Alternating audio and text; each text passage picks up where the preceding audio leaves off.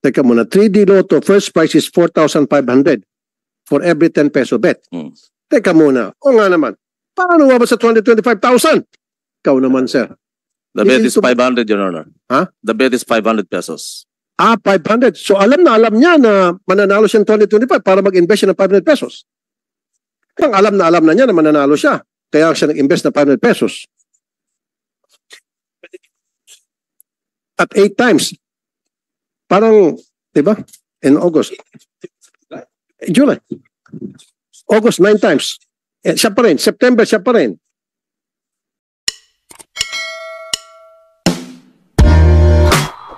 Sa screen ngayon na multiple winners ng 225,000 except of course nung November, yung last day ng November, I don't know what day was that. 9 times siya tumama. 450,000. Ano ito 450,000 by the way? Anong game ito? Pinanalunan niya. That's 3D. 3D also, Mr. Chair. But dalawa po yan, kaya nga naging 450. Dalawa. Opo. So pumunta siya sa PCSO, hawak-hawak niya dalawang ticket. Hello, PCSO, naisahan ko na naman kayo. Meron akong pinanalunan dalawang 3D. So ibig sabihin, sa one particular bola, ilan lang pwede manalo ng 225? Isa lang, di ba? Tama? O pwede manalo multiple winner. Yeah, multiple winners. Pwede sa isang game. Each will get 225. Yes, so itong taong ito, pumunta, noong last part ng November, may hawak-hawak na dalawang ticket.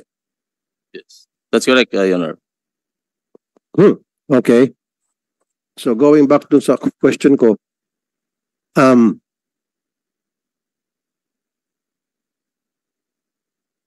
teka muna, 3D Lotto, first prize is 4,500 for every 10 peso bet. Teka muna, o nga naman, paano nga ba sa 225,000? Ikaw naman, sir. The bet is 500, Your Honor. Ha? The bet is 500 pesos. 500. So alam niya na mananalo siya ng 2025 para mag-invest siya ng 500 pesos. Teka muna. Dali. Yes, Your Honor. 3D Lotto, first prize is 4,500 for every 10 peso bet. So ngayon, para ma-reach itong 225,000, mag-bet siya ng 500 pesos for a certain number. So parang alam na niya na mananalo siya. Kaya siya nag-invest ng 500 pesos. At 8 times. Parang, di ba? In August. July. August 9 times. Siya pa rin. September, siya pa rin. But not once. Meron pa. Alam mo, si A, mamaya pakita natin si A. Marami sila eh. Meron si A, si B, si C. Puro multiple winners to. Mamaya papakita sa screen. Si D. Hindi, si B lang yan. Si D. Marami sila eh. Si E. A, B, C, D, E. Lima multiple winners. Your Honor, may we request that all these people, sandali, bago mo sagutin. All these people, tumaya ng 500 pesos. At lahat sila nananalo ng 225. So parang alam na nila, tataya tayo ng 500 pesos, wag 10 kasi pareha yan. 500 para 225 tayo. O tulad nitong si A. O 126,000 ang pinanalo niya noong July. Tapos 69,000, 64,000, 32,000, 4 times. August 2 times, September 2 times, October 2 times, November 2 times, December 2 times. So, are you saying agent pa rin to? That's correct, Your Honor. In this regard, may we request the branch manager of the concerned branch that handles the claims of this particular person, Mr. Misael Hamak, Agusan del Norte Branch Office, Your Honor. Okay. Si person A, anong game po ito? Go ahead, Mr. Senator Coco. Yes, si person B kanina na-establish natin na 3D Lotto ang nilaro. Ito si person A naman na naka-flash sa screen. Ano naman ang laro nito? For that person A, Your Honor, he bet on 658 and 655. That's why the winning ticket is 14,600 and 100,000 pesos respectively. So hindi yan, hindi jackpot yan kung 658. It's not a jackpot. It's not a jackpot. Oh, Wala so, po kaming dalawang beses na numbers nanalo. lang. I think the person A Okay got po. maybe 3 to 4 numbers That's correct. or 5 numbers. Five siguro, numbers. 5 numbers. Okay. So, and person A is the actual winner who does not hit the jackpot but the lesser prices? Or ano din siya? Or Agent. Your Honor. agent? Lotto agent, Siyempre yung mga, ito bang agent na ito, announced ba yan? Alam ba ng lahat na nagbibet sa loto na, uy, may agent na taga-kolekta para sa atin? Wala yata ako na I-encounter na gano'n na. Tsaka pagkatapos ay si person A, siya ang willing na siya ang declared claimant and then the taxes are applicable to that to person A. Yes, that's So that it's the tin of person A, he is the recorded taxpayer. yes, that's correct. It happened. Your Honor. And then when he gives the prize to the actual winner, magkano? That we do not know already, Your Honor, because that's the practice, Your Honor, in the provinces. Because actual winners would not mind to go to the branch office because it's malayo po ito, lalo sa head office natin. So the practice really is for the winners to approach their suki na lotto agent, and the lotto agent will accommodate for fear, of course, losing that suki. So yung kanina nating person B is a lotto agent. Yes, that's correct. Person A, is he or she a lotto agent? Lotto teller. In this case, lotto teller po ito pangalawa, Your Honor. Lotto teller. So, teka muna. Saan na tayo? Okay, baka sige, Senator Dependent Lotto. kasi ako dun sa... Okay. Sige ba, Chairman. Wala bang lotto office sa region na pwedeng punta na they don't have to come to Manila para i-claim yung kanilang ticket na more than 10,000? Meron po tayong tinatawag na branch office sa bawat bayan, bawat probinsya. But the reality is that meron po tayong mga lotto agents sa mga far-flung areas. So for practical reason, ang lotto agents po natin is weekly nagpupunta sa branch office to submit their weekly report. No. What I'm saying is, so merong office sa lahat ng mga probinsya, ang Meron po. PCSO at yung mga syudad. Halos lahat po meron. Okay. So pwedeng pumunta doon yung mga nanalo. Yes, that's correct. So what you're saying to us here now is mas prefer ng mga nanalo, pupunta sila sa mga tinatawag na agent. Yes, yun nga po, for practical reason,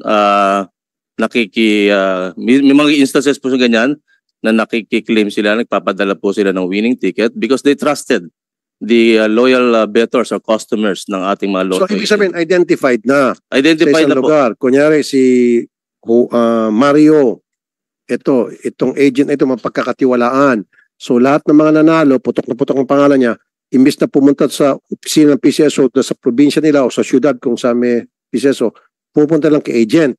That's correct. Pinagkakatiwala. Yun po. At si agent nang magpo-process nito sa PCSO. Okay? Tama po, Mr. Chair. At gamit-gamit yung kanyang TIN number. Opo, tama. So lalabas na siya ay nagbayad ng tax. Pero in some cases, walang TIN number eh. Mismo inaamin ng BIR eh. Malaman po ito yung mga karaniwan, yung mga talagang winner. I mean, the single winner for a particular bet lang. Hindi ito yung mga typical na agents natin o kaya lotto operator. Mr. Attorney Tibayan, na tingnan nyo na po, naibigyan na naman natin sa inyo yung listahan ng mga multiple winners. Meron ho ba silang lahat na TIN number? A, B, C, D, E? 5 of them who are multiple winners? May mga TIN numbers na ba sila? May TIN numbers ba sila?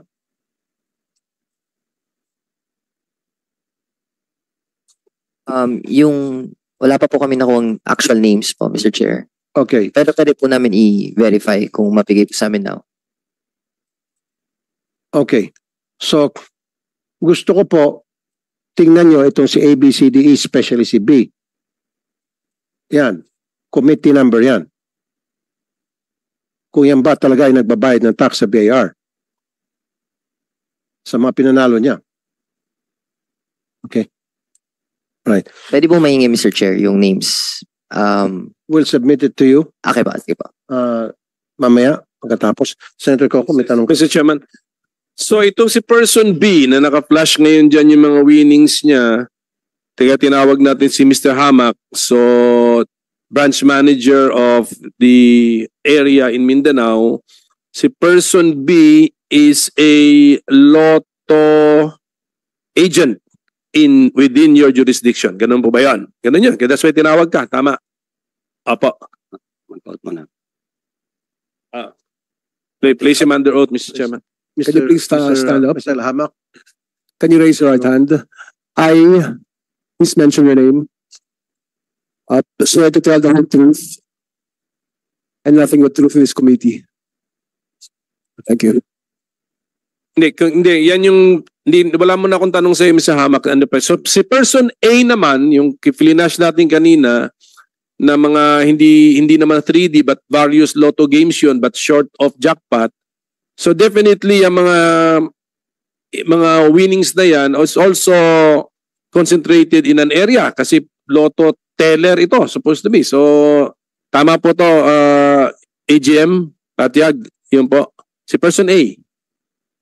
Yung mga winnings na yan parang dito rin na determine natin yung sa kay person B na sa may Agusan area siya, ito rin ma-determine din natin anong area ito. Yes, Your Honor. Opo. Agent po siya sa NCR. Teller, sabi nyo, teller. Sabi mo kanina, teller. teller. Oh. Okay, so kasi ang Lotto branch or outlet is authorized to pay immediately how much? Up to how much? Sige, si Mr. Hamak, alam mo yan. Permission to speak, sir. Up to 300,000 po. Sa branch po. Branch. The branch is the PCSO office, the branch. Yes, But how about the PCSO, the Lotto outlet? Pwede rin kasing mag-claim yata doon sa outlet. Yes, sir. Magkano? Below 10,000 po. Below Meron 10,000. silang cash. Okay, so sa branch. Okay, you have a branch. Yeah, where's your branch in Agusan del Norte? Saan yan? Butuan? Nasa City Hall po, sa Butuan, sir. Nasa Butuan, no?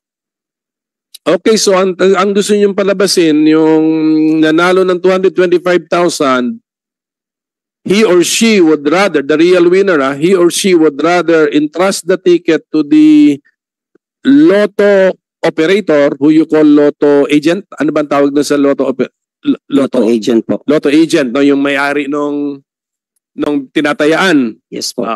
So yung winner ng 225,000 in your area would rather trust the Lotto agent with the ticket to claim the prize for the person.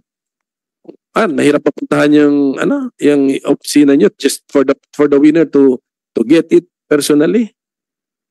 Actually po, Senator, if I may, the main means of transportation po sa Butuan City is tricycle po. No, may mga maliliit lang na jeepney. At saka yung Lotto outlet niya po is located po around 15 kilometers po malayo. So hindi po ganun ka-accessible. So ibig sabihin, si person B, lahat ng mga pakilagay si person B. Si person B, lahat ng mga nanalo sa 3D Pool sa Butuan? Yes. Wala nanalo sa ibang lugar? Kasi binigay sa amin ng PCSO, puro person B. Hindi po namin Si person B saan nakatira to? sa Butuan City po. Okay. So ibig sabihin, napakaswerte naman ang Butuan. Mukhang palaging 500,000 ang taya, 500 pesos versus 10 pesos. Kasi po, kasi 200, para makuha niya yung 225 winning, yung July, alam mo, yung first winner, he or she has to bet 500 pesos. So, ibig sabihin, dyan sa Butuan, lahat ng mga tao dyan sa 3-digit game, ang binibet is 500 pesos. Ang lakas pala tumaya ng mga taga-Butuan. Kaya tinatamaan nila 225 every time. So that's why I need that person here sa next hearing, Mr. Chair. Whoever this person is, paki-explain sa amin kung sino-sino yung mga tao na binibilhan niya para diretso na tayo ng mga winning tickets na ang tinataya ay 500 pesos kaya tumama ng 225. Is this one person or many persons at Pala, kung ganon, itong mga taong ito, sobrang pagkasugarol. Kasi 10 pesos lang dapat ang bet mo sa isang ticket. Parang sigurado na silang lahat na sila'y mananalo. That's why they have to bet 500 pesos. Kasi kung ako, ba't ako magbebet ng 500? Hindi nga ako sigurado. Tsambahan yan, kahit na 3 digit. So baka nabigyan siya ng tip. Walang iniwan niya sa wetting. Pag nabibigyan ng tip, tataya ng winning number, nanalo. May tip ba ito si person B? O mga kliyente niya? Go ahead. Go ahead po. May I answer, Mr. Chair? Yes, sir. Actually, sa Mindanao po, ako, proud Mindanaoan din ako. Marami po talagang Ako rin po, taga sugarol. Mindanao din po Yes, ako. taga Sugarol. Even though at that time of Hayalay pa po. No? Malalakas po talaga. May mga tao po talaga, lalo na may mga, maski na may mga business, nagtataya ng laki-laki. Now, yung sinasabi niyo po, So sandali lang, sir. sir, So you mean to say, puro Mindanao lang, taga Mindanao lang ang nananalo ng 225,000 at 500 pesos ang bet nila each ticket. Wala sa Luzon, wala sa Visayas. Kasi puro Mindanao lang nakita ko eh. ang Wala ko nabibase nakita ko lang, sir, sa area ko po, yung sa betting Kaya public. paki-explain, PCSO, bakit Mindanao lang, ano po yung sa inyo, Agusan? Bakit Butuan. sa Butuan lamang, ang merong multiple winners or nagbebet ng 500,000 at 500 pesos at nanalo ng 225,000 each time. Bakit wala sa ibang lugar? Bakit wala po sa Visayas? Wala sa Cebu, wala sa Pangasinan o sa Quezon, sa Yung iba, Sorsogon? sir, Mr. Chair, yung mga games po namin, sir, may mga games po na halos yun yung malakas at saka patok talaga sa isang lugar. In Mindanao, malakas talaga yung 3D. Okay. At saka meron pa ngang dati na 2D, yung last 2 ng sa illegal, yung last 2 ng 3D natin. Yun po pinakamalakas. Particular, okay. Yes, sir. Malakas po yung 3D. Okay. Accepted. Understood. Pero, kung saan man lugar itong si person B, napakaswerte naman ng mga tao doon sa lugar niya na palagi na is this one person, ito na lang 225. Kung halimbawa siya agent, one person nagpapalit sa kanya palagi o these are multiple people na tigpa 500 pag nagbet. Sabi mo nga sa Mindanao, malakas magbet yung mga tao. Okay, kung yun talaga paniniwala mo, sabihin natin, sugarol mga taga Mindanao, galing sa iyo yun. Dahil malakas magbet. Kasi dapat, normally, pag yung hindi malakas magbet, 10 pesos lang. Yes, sir. Nagbebet ng 500. So, are these multiple people? Upon interview po sa agent ko, yes po, hindi lang po isa. Pero paminsan, ayun po ang sabi niya. Kasi siya yung So, nag-play sa ba ang hawak niya? An area. sa Butuan City po. Okay. So, ibig sabihin, lahat ng mga suki niya, malalakas magbet. Hindi po lahat, sir. May mga malalakas lang Kaya malakas nga yung Meron. magbet. 500 nga. Meron, sir. Hindi na dinidisregard ng 10 pesos. Wala yan. Maliit lang panalo ko dyan. Maliit. Sinasagad, 500. Yes po. Bakit 500 ang binibet niya? Kasi po, yung 500, yun yung pinaka-convenient na taya per combination, sir. Yun yung pinaka-convenient na taya na makaka-claim ka below 300,000. 225,000 po yung panalo ng 500. Pwede namang 550, 600, pero hindi po siya convenient sa currency natin. Medyo brutal po. So 500 is the most convenient na kapag panalo ka na, hindi ka na pupunta ng Manila. Kasi pag mag 1,000 ka na, that's already 450,000. Sa nakita nyo, may isa po dyan na klinin niya po sa Manila. Yun pong 450,000. Kasi magpa-fly pa siya. So, ibig sabihin, pag 225,000, hindi niya kailangan pumunta ng Manila. Pero may option din siya na pumunta ng Manila kung gusto niya. Pwede rin po, sir. Tama? Tama po. Okay. Doesn't matter whether pupunta sa Manila o hindi. 225,000 o above 10,000, may option siya pumunta sa Manila kung gusto niya o pumunta sa district office kung gusto niya. Yes po. Oh. Ang expenses po, sir, na pupunta ng Manila, sir, malayo po yung Butuan, Pero kung sir. 225,000, pwede mo pumunta sa opisina sa Butuan, sa district office ng PCSO. Tama? Para mag-claim? O kailangan pumunta pa ng Manila? Sa branch office lang po yun. O, Yung pwede, sinabi di ko ba? kanina. O. Pwede Sa- pumunta. Yung 225,000 na sinabi ko po, yun yung claim niya lahat sa branch office po. Kaya, So, mas convenient po eh. Oo. so, go ahead. So person B, meron siyang 450. Ano nangyari dito? Ang winning ticket ay 1,000 ang tinaya. Ganun pa ba? Kasi ang winning ticket 500 ang tinaya, 225,000. Ang story ninyo, si winner bibigay ngayon kay Lotto agent, si Lotto agent i-claim na niya sa branch, kaya sa reflected sa branch si Lotto agent ang winner. Ganun yun eh. Sa 450, ano po nangyari rito? Kasi parehong person B ito eh. So what happened? 1,000 po yung taya. 1,000 ang ticket. Okay. So, Mr. Chairman, ganun na nangyari. May nagbet na ng 1,000 sa area na yon, nanalo siya ulit sa 3D Lotto and then ulit, sinabi niya kay Lotto agent, paki-claim ito. Si Lotto agent ay hindi pumunta na sa branch office sa Manila na pumunta kasi lampas na sa limit. Tama?